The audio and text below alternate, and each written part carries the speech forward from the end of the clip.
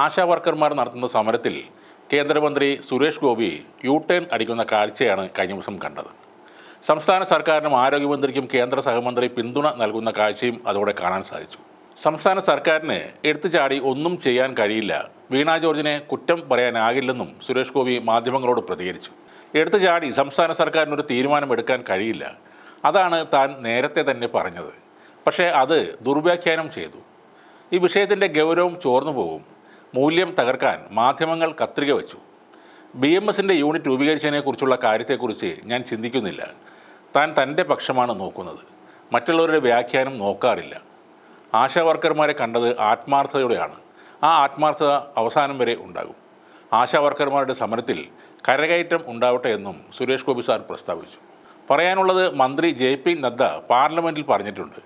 ആ പറഞ്ഞത് തന്നെയാണ് പറയാനുള്ളത്. ആശാ വർക്കർമാരുടെ സമരം പരിഹരിക്കലല്ല, അവരുടെ ജീവിതം നേരെയാവുകയാണ് വേണ്ടത്. ഇന്നത്തെ സന്നിഗ്ധാവസ്ഥയാണ് പരിഹരിക്കപ്പെടുന്നത്. വ്യാഖ്യാനങ്ങളല്ല, ഒരു സത്യമുണ്ട്. സത്യം തൻ്റെ ദൈവങ്ങൾക്കറിയാം. ഇതാണ് സുരേഷ് ഗോപി മാധ്യമങ്ങളോട് പറഞ്ഞത്.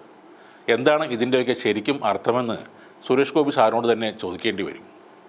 ഈ കഴിഞ്ഞ 11-ാം തീയതി, അതായത് ഏതാണ്ട് 10 ദിവസം മുമ്പാണ് ആശാ വർക്കർമാരുടെ സമരപ്പന്തലിൽ കേന്ദ്രമന്ത്രി സുരേഷ് ഗോപി വീണ്ടും സന്ദർശനം നടത്തിയത്. ആശാ വർക്കർമാരെ വീണ ജോർജും സർക്കാരും പറഞ്ഞു പറ്റിക്കുകയാണെന്ന് സുരേഷ് ഗോപി അന്ന് ആവർത്തിച്ച് പറഞ്ഞിരുന്നു. ആശാ വർക്കർമാർക്ക് കേന്ദ്രം നൽകാനുള്ളതെല്ലാം നൽകിയെന്നും സുരേഷ് ഗോപി അതേ സമരപ്പന്തലിൽ വെച്ച് പ്രഖ്യാപിച്ചിരുന്നു. സിക്കിം സർക്കാർ മാത്രമാണ് ആശാ വർക്കർമാരെ തൊഴിലാളി എന്ന ഗണത്തിലേക്ക് മാറ്റിയിട്ടുള്ളത്. മറ്റ് സംസ്ഥാനങ്ങൾക്കെല്ലാം അത് ചെയ്യാവുന്നതാണ്. വീണ ജോർജും ശിവൻകുട്ടിയും വിചാരിച്ചാൽ നിങ്ങളെ ആ കാറ്റഗറിയിലേക്ക് മാറ്റാൻ പറ്റും. വെറും നുണയിൽ പിണയും പിണറായി സർക്കാർ എന്ന് ഞാൻ ഇപ്പോൾ പറയും. ഇതൊക്കെയാണെന്ന് സുരേഷ് ഗോപി സാർ തട്ടിവിട്ടത്. ഞാൻ പറയുന്നതെല്ലാം വസ്തുതയാണ്. ആരാണ് കള്ളം പറയുന്നതെന്ന് അന്വേഷിക്കാൻ കേരളത്തിലെ ജനങ്ങളില്ലേ? കേരളത്തിലെ ജനങ്ങളുടെ വക്താക്കളായി മാധ്യമങ്ങളില്ലേ? അതിനും CBI വരണോ? ഇതൊക്കെയാണ് സുരേഷ് ഗോപി സാർ അന്ന് പറഞ്ഞ ചില ഡയലോഗുകൾ.